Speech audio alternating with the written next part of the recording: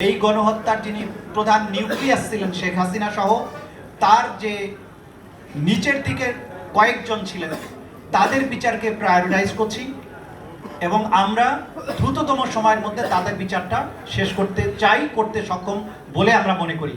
কিন্তু সারা দেশব্যাপী বিভিন্ন জায়গায় যত অপরাধ হয়েছে, গ্রাউন্ড লেভেলে যারা অপরাধের সাথে সম্পৃক্ত ছিলেন তাদের বিরুদ্ধে বিভিন্ন থানাতে মামলা হয়েছে, আজ সাধারণ আদালতে যে বিচার চলছে সেটা চলমান থাকবে। সেই বিচারগুলো করতে কতদিন সময় লাগবে সেটা সংশ্লিষ্ট আদালত বলতে পারবেন। কিন্তু আমাদের আন্তর্জাতিক অপরাধ ট্রাইব্যুনালে প্রধান অভিযুক্তদের মামলা ইনশাল্লাহ সবার বিচারই প্রায় আগামী 1 বছরের মধ্যে আমরা শেষ করতে পারবো বলে আশা করছি এবং আশা করছি সেটা সফলভাবে আমরা করতে পারবো।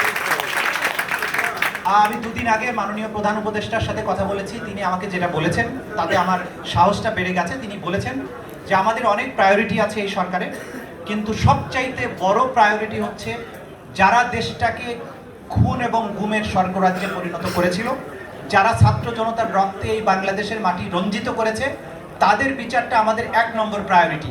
কাজে এই জায়গায় ব্যর্থ হওয়ার কোনো সুযোগ নেই। আমরা সবার বিচার করতে পারবো না, কিন্তু টপ স্কোরারদের বিচার ইনশাল্লাহ বাংলাদেশের মাটিতে আন্তর্জাতিক স্ট্যান্ডার্ড মেনটেন করে নিখুঁত এবং নিরপেক্ষভাবে ট্রান্সপারেন্ট ওয়েতে আপনাদের বুঝিয়ে দেব যে কত